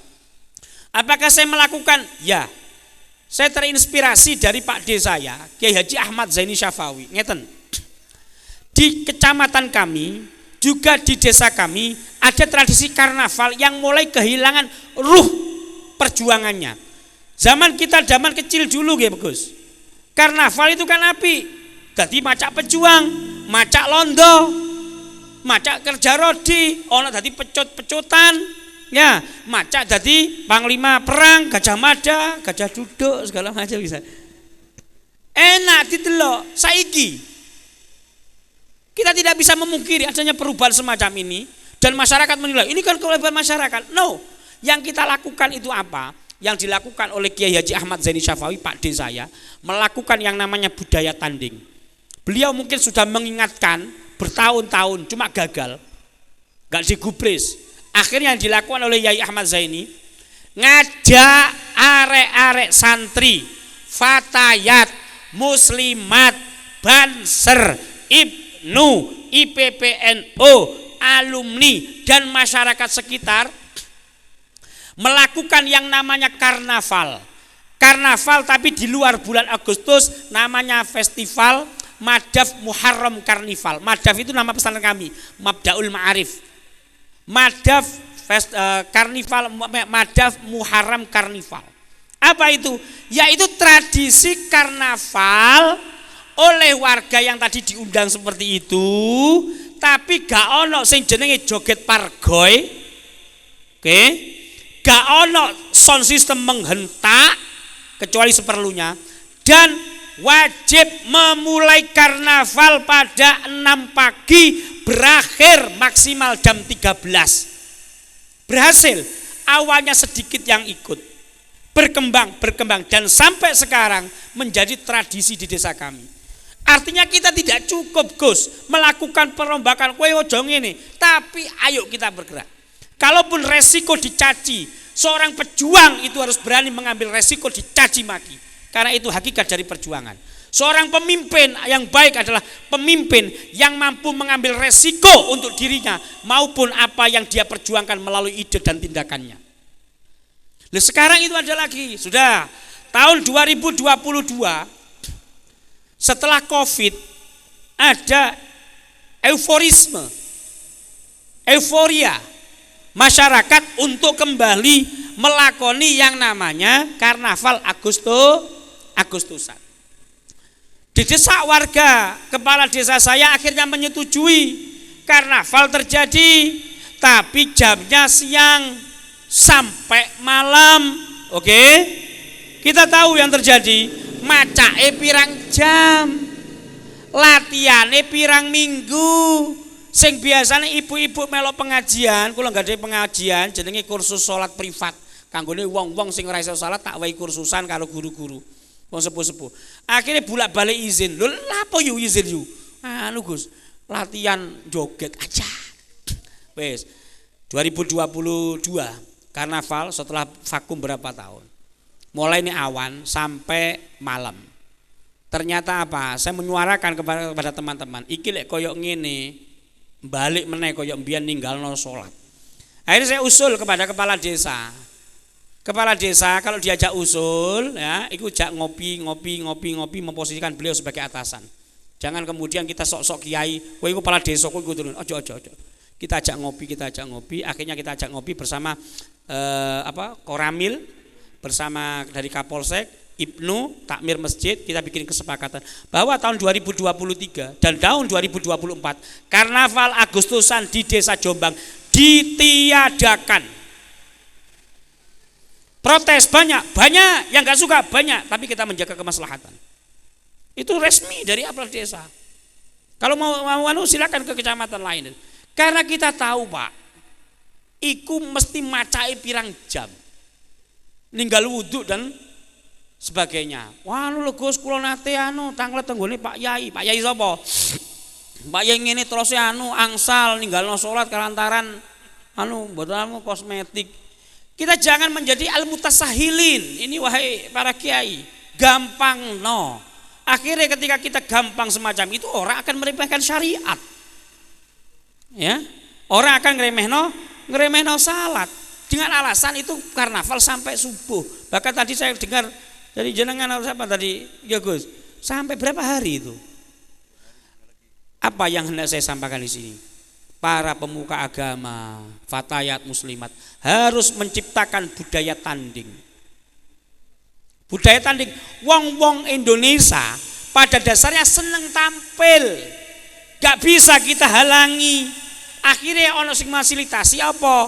Ya gelane niku. Akhirnya malah seneng tampil, joget jo. Coba misalnya NU memfasilitasi dengan koridor, misalnya alat karnaval ada ketentuannya wajib berjilbab misalnya, karena itu esensi dakwah.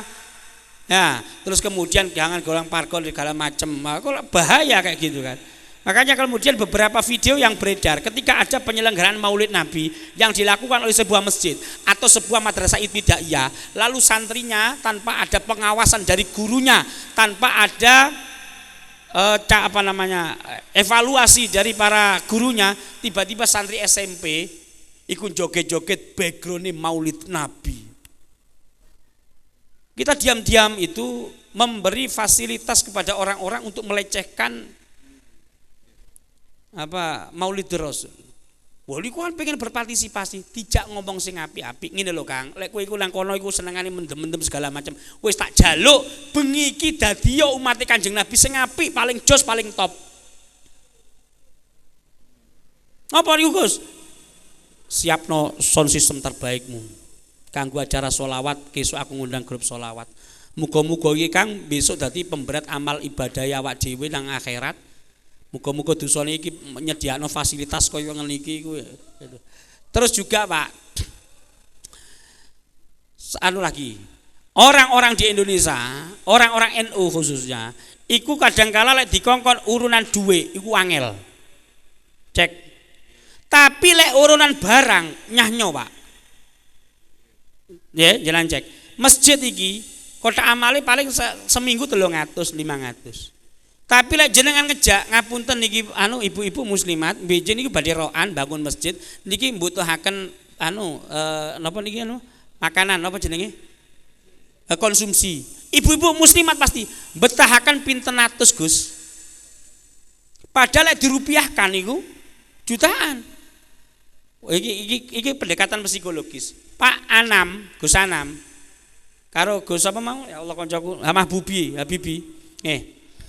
Iki misalnya kayak ngene iki. Gus, aku kesuk arep nggawe kamar santri. Monggo lek partisipasi muga-muga dadi amal jariah awak dhewe. Aku gak iso nyumbang duit rata-rata ngene iku. Tapi aku nyumbang 50 sak semen. Padahal 50 sak semen kuwi nilainya pirang puluh juta. Mari ngono aku sowan nggone jenengan. Gus Anan nyumbang piro? 50 sak semen. Wis aku ora trimo, aku dulu akeh. Aku nyumbang 1 sak semen. Tapi lek jenengan jaluki apa iki? Duit 100.000. Makanya keterlibatan orang-orang seperti ini termasuk yaitu penyelenggara sound system itu loh. Kadangkala. Iki perlu dilibatno Kang, sepurane iki iki ana acara nggone awak dhewe. Ya bikno Pak sampean pengen dadi umat Kanjeng Nabi sing apik, wis gak usah nyumbang duit. Nyumbang sound system. Jul biasane. Ini harus dimanfaatkan oleh kita dengan cara melibatkan orang-orang yang mungkin kita anggap di luar jaringan kita untuk terlibat sebagai salah satu orang yang berpartisipasi bukan dalam rangka uang tapi dalam rangka fasilitas semacam ini. Karena kita tahu di dalam lubuk hati mereka juga seringkali masih menginginkan agar menjadi umatnya Kanjeng. Dan iki terserah panjenengan nyiptakne budaya tanding nggih mboten napa-napa. Aku yakin Gus, 1 tahun sing nyambut kuwi mek paling sing mek terlibat wong 30. Terus iku nanti menjadi sebuah budaya tanding itu tadi. Cuma nggih berat. Kudu wani, kudu tatak lek dipaidu. Oke. Jadi nilai perjuangan kita sejauh mana kita itu dipaidu oleh siapapun yang tidak setuju kepada ide kita. Wallahu a'lam bishawab. Monggo semangat sedaya sami dakwah, sami nyengkuyung sareng negakne nilai-nilai Ahlus Sunnah wal Jamaah, jaga masyarakat amri supados tasik beriman, amri supados saged ngurangi kegiatan-kegiatan kemaksiatan ing dalem desa kemuning menika. Lan insyaallah niki bakal dados desa ingkang tansah dipun rahmati kalian Gusti Allah. Allahumma cekap nggih. Wonten. Oh setunggal malih.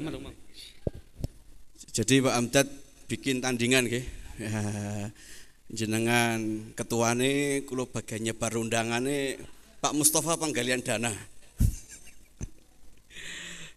Monggo Ustaz Yasin, monggo. Assalamualaikum warahmatullahi wabarakatuh.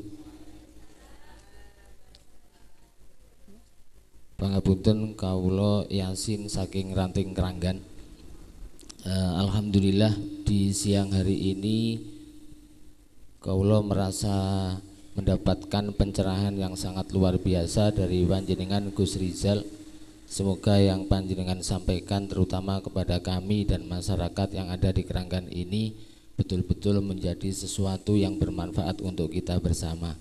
Terutama hentakan terakhir ini tadi Gus, itu yang sangat luar biasa, yaitu tentang masalah keresahan sebenarnya kita juga walaupun belum pernah menyampaikan dengan secara formal, itu kita juga rodok merasa resah dengan kebiasaan-kebiasaan yang jenengan sampaikan itu tadi. Contohnya karnaval yang melebihi itu, yang berlebihan lah. Nah, yang pertama itu tadi alhamdulillah ini juga sangat menyentuh dan juga ngidik-ngidik kepada kulo, dan saya merasa tertusuk dengan apa yang jenengan sampaikan, bahwasanya untuk melihat kualitas dari suatu masyarakat hendaknya dilihat dari respon mereka terhadap suara azan. Dan sementara ini yang kita ketahui bahwasanya azan itu kalau di wilayah kami itu ada musola, masjid dan lain sebagainya, itu hampir setiap wilayah bahkan setiap RT itu ada. Namun pada kenyataannya itu adalah yang sampaikan tadi, yang jenengan sampaikan bahwasanya yang ada di dalamnya adalah satu kesebelasan. Nah, itu sudah merupakan kenyataan dan tidak bisa dipungkiri. Dan itu bagaimana teknis yang harus kita lakukan sehingga bisa menjadikan masyarakat itu betul-betul dengan adanya suara azan itu mereka, dan saya pada khususnya itu juga merasa sangat terpanggil. Yang kedua yaitu alhamdulillah dari yang panjenengan sampaikan bahwasanya keberadaan Islam yang ada di Indonesia itu adalah atas jasa dan perjuangan Wali Songo. Semoga kita semuanya ini bisa menjadikan umat yang betul-betul diberkahi oleh Allah sehingga bisa melanjutkan perjuangan dari Wali Songo tersebut. Itu pertanyaan saya, berarti apa yang harus kita lakukan untuk kita semuanya itu bisa merasa tergugah ketika kita itu mendengar suara azan, sehingga masyarakat yang ada di sekitar kita dan termasuk saya sendiri itu bisa menjadi umat yang atau masyarakat yang berkualitas. Terima kasih. Assalamualaikum warahmatullahi wabarakatuh. Waalaikumsalam warahmatullahi wabarakatuh. Matur suwun Pak Yai Yazid. Ngeten nuwun sewu. Kula cerita pengalaman. Di pesantren kami itu ada desa, ada masjid ya. Masjid yang memang diperuntukkan untuk masyarakat. Ada salah satu kegelisahan yang sama jenengan rasakan, bahwa wong NU rata-rata hobi gawe masjid, gak hobi ngeramut masjid. Oke. Itu otokritik kepada kita. Wong NU lek gawe masjid semangat, kotak amal nang pinggir dalan gak karo-karuan akeh. Tapi lek kon ngeramekno karo program, gleyor kabeh, Pak. Yang kedua, otokritik terhadap masjid-masjid dari kalangan kita. Ini disyuting juga, ini direkam ya. Otokritik. Rata-rata konflik rebutan dadi takmir, gak tahu konflik rebutan sopo sing ngisi kajian kitab kuning. Oke. Nanti rata-rata konfliknya, aku iki takmir ngene. Tapi ora ono, Gus. Aku Arba'in Nawawi ya, Pak Daisa engko jenengan anu konflik gulut ora ono, Pak. Ora ono konflik rebutan ngisi kitab kuning, ora ono.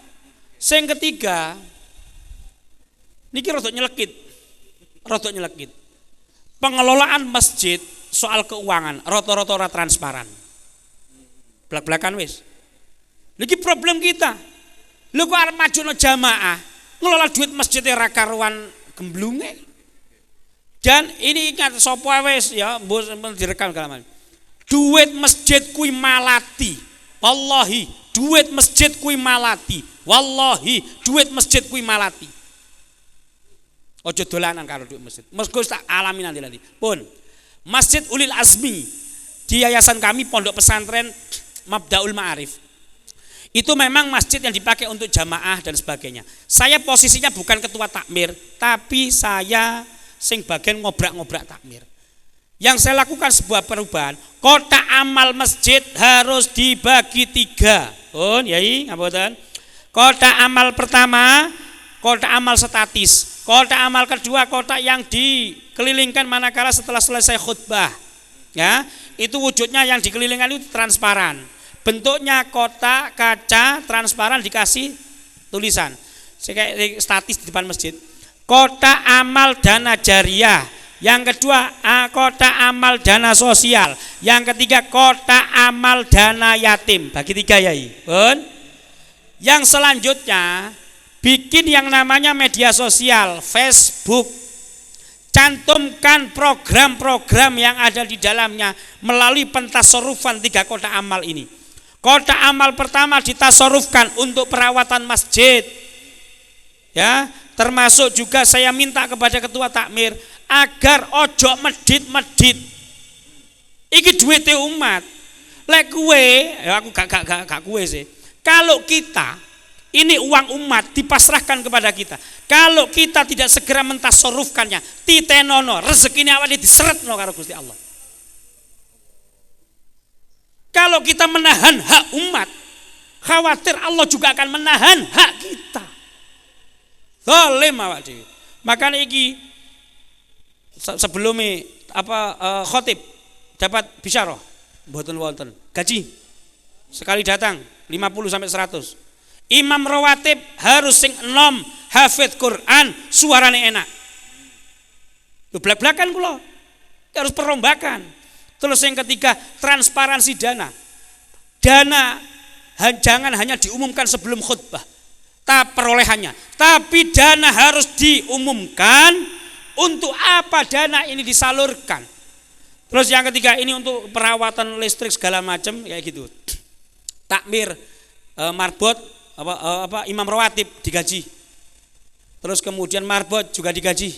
Dari apa? Dari dana jariah. Jadi kalau kita belajar fikih ketakmiran, maka ada 2 dana, Pak. Dana dana kemakmuran masjid, yang kedua dana kemaslahatan. Dana yang pertama itu enggak diotak-atik, enggak bisa diotak-atik, apalagi statusnya masjidnya masjid wakaf. Itu enggak bisa diotak-atik. Wajib untuk tasarufan perawatan masjid.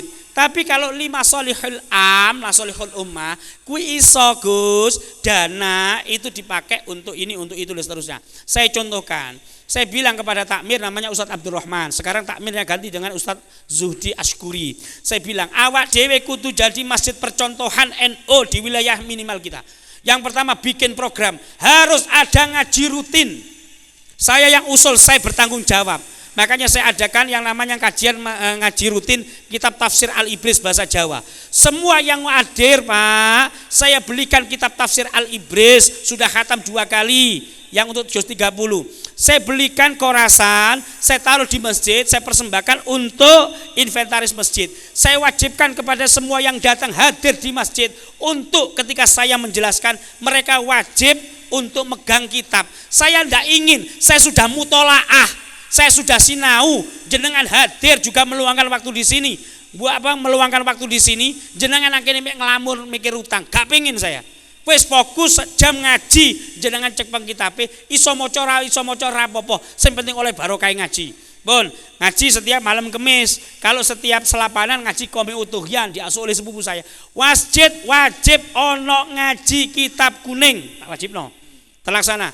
Setiap kali ngaji saya jatah konsumsi baik dari dana pribadi maupun dana dari dana sosial kotak tadi itu. Untuk apa? Konsumsi bagi jamaah. Kadang konsumsinya itu apa? Macam-macam, kadang soto lek ono duitnya akeh, lek gak ono saya ngundang bakul pentol. Nah, teman-teman Pak, ini teknik dakwah. Bakul pentol misalnya jenenge Cak Firman. Cak, aku kok pesen kira-kira 100 bungkus, 80 sampai 100 bungkus masing-masing 5 ribuan. Syaratnya iki tak borong, tapi syaratnya sampean kudu sholat jamaah karo aku. Sing kedua tak borong kabeh. Kalau sampai sholat Isya melok ngaji. Nggih. Jadi karang bunteli karang ngrungokno. Bon, bak mari ngono apa? Bakul pukis. Jenenge Cak Rohim, Cak. Besok ngajiku, jenengan saged rawuh tak borong. Kira-kira pinten? Sekitar 100. Masing-masing itu engko dibagi jamaah. Syaratnya siji, jenengan wajib melok salat jamaah maghrib. Yang kedua nderek ngaji karo mbung teli mbung nang bakulanmu ya apa, melok salat Isya segala macam. Lek iso anake dijak, nggih, budal. Dadi digilir. Mayokne nglarisi. Itu pakai dana sosial, ngaji konsumsi. Apa konsumsi itu saja? Mboten. Kadang nun saya tak julas dawa iki ben semangat kabeh. Sing tak lakoni iki aku gak ndopo gak teori tok tak lakoni.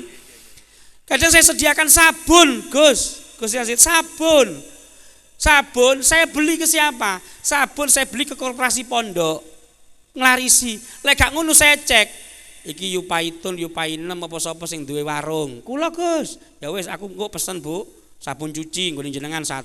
Tuku. Seneng ngerasa disopo karo Mas. Lah tumbas kathah napa? Matur suwun selama ini jenengan hadir teng pengaosan kula niki mangke dibagi. Pun iku pokoknya ana konsumsine setiap kali masyarakat ikut mengaji, mulai iku kadang nggawa kolek, kadang nggawa pukis, kadang nggawa gorengan, kadang nggawa mangan nggawa soto, mangan bareng segala macam. Setiap ngaji juga disediakan kopi dan teh. Dananya dari mana? Kadang disumbang sama orang, kadang juga pakai dana sosial. Dana sosial untuk apa lagi? Ini Pak, jangan tiru. Dana kotak sosial dan juga dana yatim kami wajibkan saldo harus 0 rupiah di akhir bulan. Wajib, tak wajib no Gus. Aku mau rizkiku ditahan oleh Allah. Aku mau urusanku berbelit. Saya tidak mau setiap pekerjaan saya itu apa jenenge dipersulit oleh Allah lantaran saya mempersulit pengeluaran dana umat. Aku muring-muring kayak gini, saya banyak menjumpai ketidakberesan dalam pengelolaan dana masjid. Makanya aku bolak-balik ngomong nang lek kancaku nang Jombang Mojowano, lek kowe saiki dadi wakil ketua takmir, blak-blakan. Ciri dari masjid yang baik adalah tidak ada rahasia di antara kita. Itu adalah rahasia manajemen masjid. Pun dana sosial untuk apa, Gus? Gak akeh masjid cilik nggonku ya. Dana kotak sosial setiap bulan kita salurkan untuk tambahan bisyarah bagi guru TPQ yang ada di masjid ini maupun ada di masjid-masjid yang lain. Mboten kathah Gus. Sak TPQ kita jatah 500, iki 500. Iku senenge Masya Allah. Guru-guru akhirnya melok sholat jamaah nang nggonku. Wis apa meneh? Dana sosial saya pakai lagi untuk apa? Saya pakai untuk beli namanya kado untuk jamaah. Apa kado untuk jamaah? Saya beli sarung, saya beli mukena sing apik. Tak wehno apa? Pertama saya kasihkan kepada setiap warga yang jamaahnya paling pateng. Yang kedua, saya kasihkan hadiah ini, saya kasihkan untuk tetangga masjid sing gak tahu sholat jamaah. Wes, iki ya ruko. Tak kongkon tak mire bungkusan nganggo kertas kado. Bungkusan. Kertas kado piro teh 5.000 ra bungkusan. Terus kemudian saya minta tolong didesain ajakan sholat berjamaah dengan konsep persis undangan ajakan untuk hadir dalam resepsi pernikahan. Warnanya pink. Ana hadis kutipan sholatul jamaati afdhalu min sholatil fardhi bisami wa isrina darajatan. Iku ana monggo sami sholat berjamaah segala macam. Itu kita kasihkan. Berdampak secara langsung awale wong sik meneng-menengan. Susu yo melok, merasa diperhatikan. Dana sosial untuk apa lagi? Kita buka namanya bank beras, Pak, sejak Covid. Karena kita tahu tetangga masjid itu padha keluwen kabeh, kerjane iku pontang-panting. Apa bank beras? Siapapun boleh menaruh beras, siapapun boleh mengambilnya tanpa harus sholat jamaah terlebih dahulu. Bahkan saya bilang, kalaupun ada orang non muslim datang ke sini keluhan jaluk tak wei. Wong Islam iku kudu lomane. Itu bank beras, Pak, siapapun boleh naruh, siapapun boleh ngambil. Setiap kali warga kadang ada mbok-mbok. Saya minta ketemu di jalan, Gus, kula badhe bank beras monggo yu. Tenggone Pak Dur.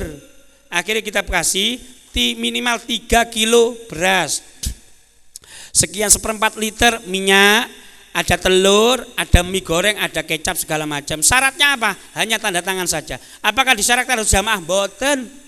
Tapi dampaknya itu bagus. Masyarakat apa? Iki Pak, iki teknik psikologi. Seseorang akan lulut kepada kita manakala mereka merasa berhutang budi pada kita. Manakala kita menolong mereka di saat mereka itu sedang kesusahan, akan diingat selamanya. Jenengan cek, wong-wong cilik iku memiliki ingatan jangka panjang. Sekali kita menolong dengan nilai tidak seberapa, 5 tahun, 10 tahun lagi mereka akan mengingatnya itu. Itu bedanya dengan orang-orang besar. Orang besar itu memiliki ingatan jangka pendek. Saya sering kali bilang, nuwun sewu agak ekstrim. Daripada Gus, aku nunggu Gus kemarin waktu ke Ponorogo. Sampai nyangoni Pak Kiai, nyangoni 5 juta, 10 juta, ngundang Kiai gede 10 juta nyangoni. Gak kira dieling, wis sugih. Sangono 10 juta iku 1 juta kanggo guru TP iki kanggo modal usaha dodolan gorengan. 1 juta kanggo nukokno sepeda motor anake guru TP kita ya apa 1 juta. Sampai akan diingat 10 tahun mendatang. Karena saya percaya ingatan-ingatan orang kecil itu adalah ingatan jangka panjang. Pun, akeh dana sosial orang cukup tak anu. Prinsip saya apa?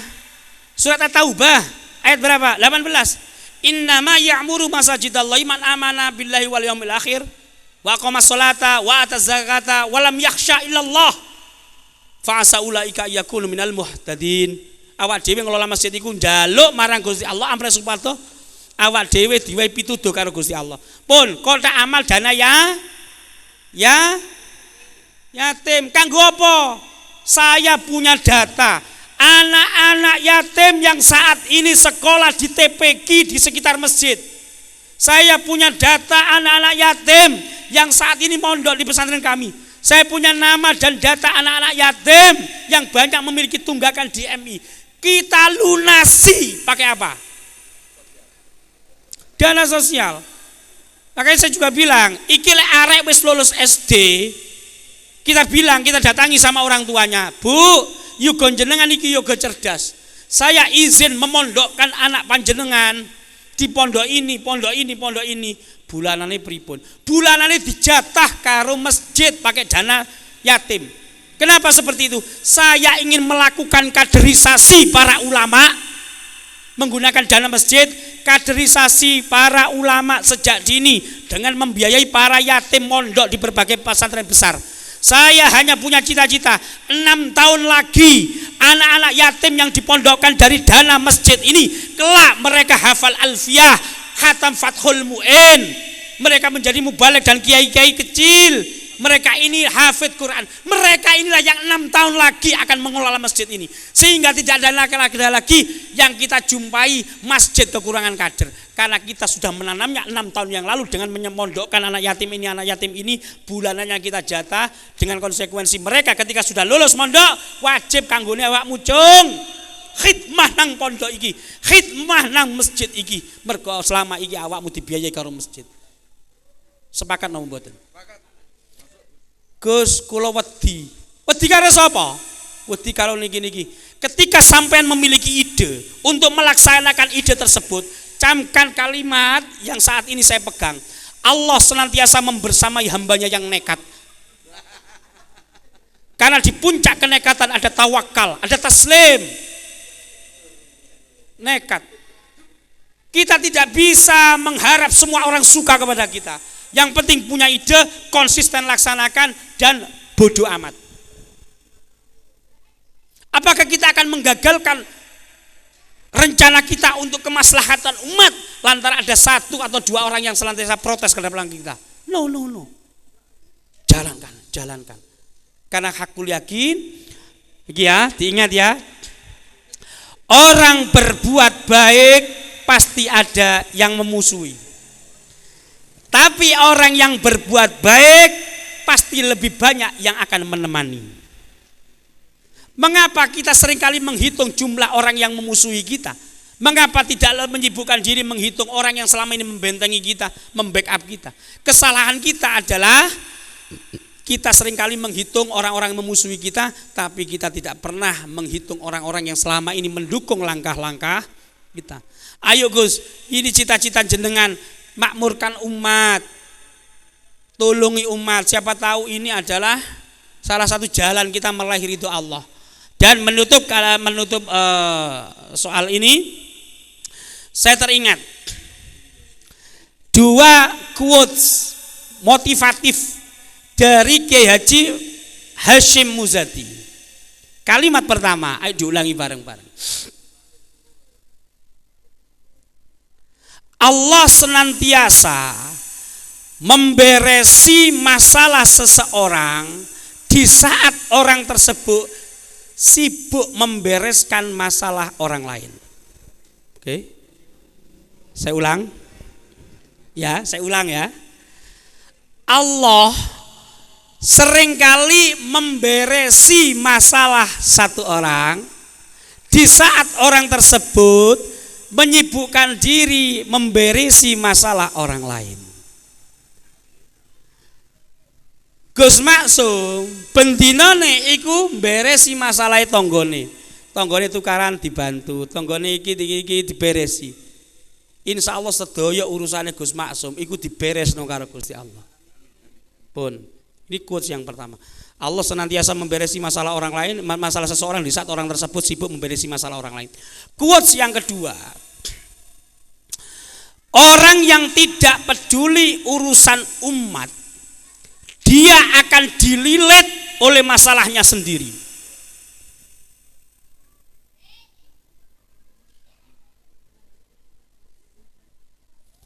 Orang yang tidak peduli urusan umat, urusan kemaslahatan, dia akan dililit oleh masalahnya sendiri.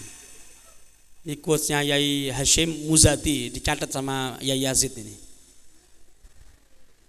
Yang ketiga, ini bagi para pejuang-pejuang Nahdlatul Ulama di sini, saya ingin mengutip surat Muhammad ayat 7. Khitabnya jelas tertuju kepada kita. Ya ayyuhalladzina amanu in tansurullaha yansurkum wa yutsabbit aqdamakum. Wahai orang-orang yang beriman, jika kalian menolong agamanya Allah, Allah akan menolong kalian, ditambahi meneh karo bonus karo Gusti Allah. Wa yutsabbit aqdamakum, dan Allah akan mengukuhkan kedudukan kita, kedudukan kalian di dunia maupun di akhirat.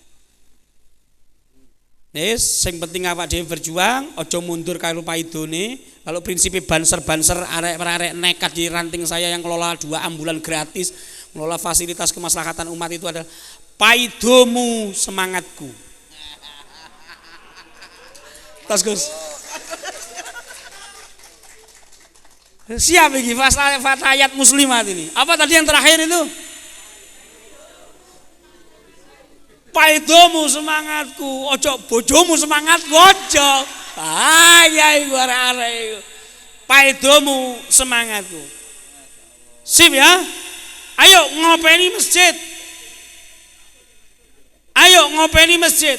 Siapa tahu satu tegel atau satu satu amal kecil yang kita perbuat untuk meramaikan masjidnya Allah ini kelak akan menjadi timbangan pemberat kita di akhirat. Oke, sudah. Cari anak-anak muda potensial untuk menjadi imam rawatib, khusus yang suaranya indah. Ojo njaluk gratisan. Gilani, orang yang sering njaluk gratisan kere. Ya, tak ulangi meneh ya. Iki kuwat kok aku. Wong sing senengane njaluk gratisan kere. Gus jenengan mucal tenggen kula tapi mboten wonten napa-napa nih. Loh, saya yang ngelola yang namanya kursus sholat privat, Gus. Saya kumpulkan aktivis fatayat sama muslimat di setiap musola yang menjadi base campnya itu, ngajari lansia-lansia sholat. Karena banyak lansia laki maupun perempuan yang gak iso sholat, wudune kuwi ora iso, iku sing di tak openi karo fatayat karo muslimat. Ada 6 orang. Apakah kemudian saya jenengan kudu ikhlas nggih ngelola itu? No. Ikhlas itu urusan hati jenengan dengan Allah. Urusan saya dengan Anda adalah saya menyediakan bayaran profesional untuk jenengan. Itu guru muslimat itu yang kemudian ngajar TPQ kadang saulan oleh 75.000. Nah, saya bilang kepada mereka, Bu, Ustazah, sekali jenengan datang ngajar kepada para lansia, ngajar sholat, tata cara wudhu, syarat rukunnya sholat, sekali datang ngajar maksimal 40 menit, sekali datang jenengan saya bayar 50.000. Sekali teko. Terus kemudian apa? Nanti ketika di akhir, saya transfer di akhir bulan, jenengan di setiap musola itu saya kasih biaya transport 50.000. Oke, jadi kalau jenengan ngopeni 4 musola tinggal ngitung berarti transportnya 200.000. Adapun jadwal jenengan sesuai dengan absensi. Misalnya minggu ini ngisi di musola ini, besoknya musola ini. Itu 1 bulan bisa, 1 orang itu saya kasih bayaran 1 juta. Bagi masyarakat ibu-ibu yang ada di desa kami bayaran seperti itu. Bisyarah, sebenar-benar bisyarah, kabar gembira. Saya sudah bilang, saya tidak akan pernah meminta seseorang melakukan sebuah tindakan atas dasar gratisan. Saya tidak mau. Kere aku lagi ngono. Gusti Allah yang akan memiskinkan saya. Saya ingin kaya. Makanya kalau misalnya kita ingin kaya, sebanyak apapun yang kita berikan untuk kemaslahatan, itulah yang bakal akan dilipat gandakan oleh Allah. Pun kula buktikno, Pak. Semakin kita ngempet, semakin Allah memiskinkan kita dan merupakan kita dengan banyak masalah. Allahumma sholli ala sayyidina Muhammad. Semangat nggih? Nah, ini gak semangat ONU semangat ngene ya. Wallahu a'lam bissawab, wallahul muwaffiq ila aqwamit thoriq. Assalamualaikum warahmatullahi wabarakatuh. Gus Anam doa. Untuk doa monggo. Selanjutnya doa nggih, nun sewu Yai.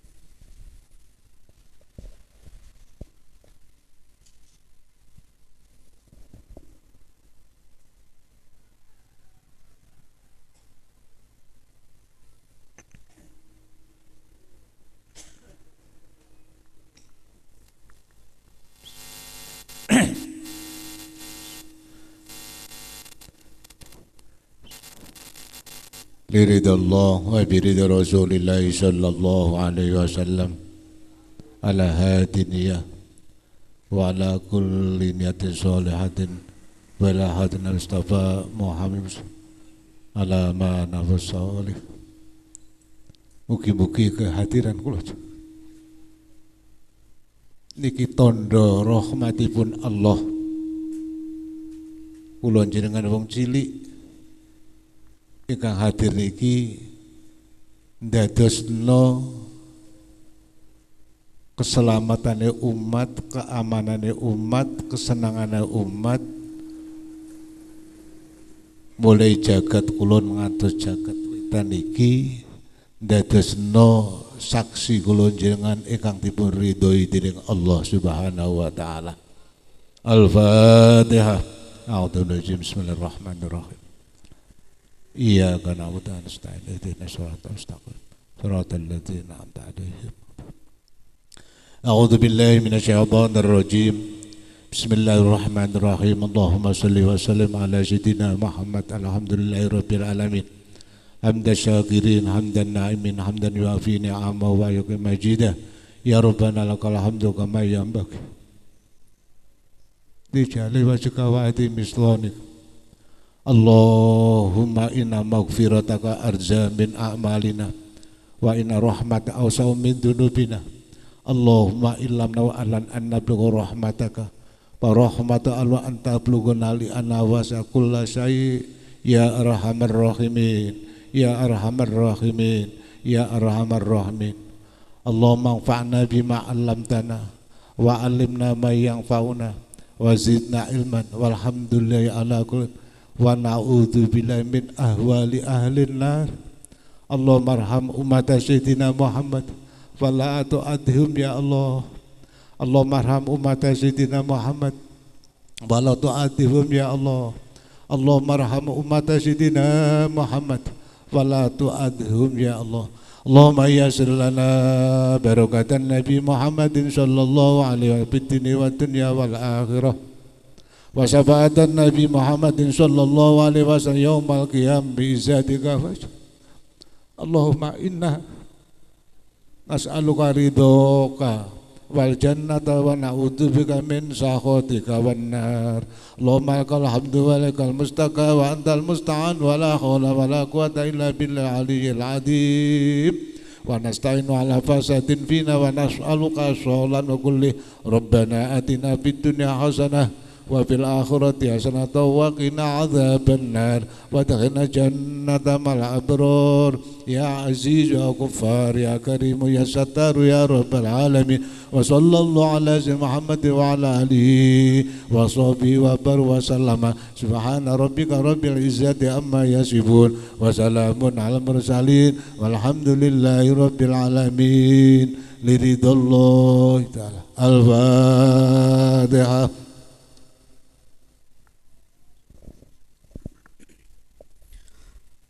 Alhamdulillah, demikian acara seminar NU dan kebudayaan.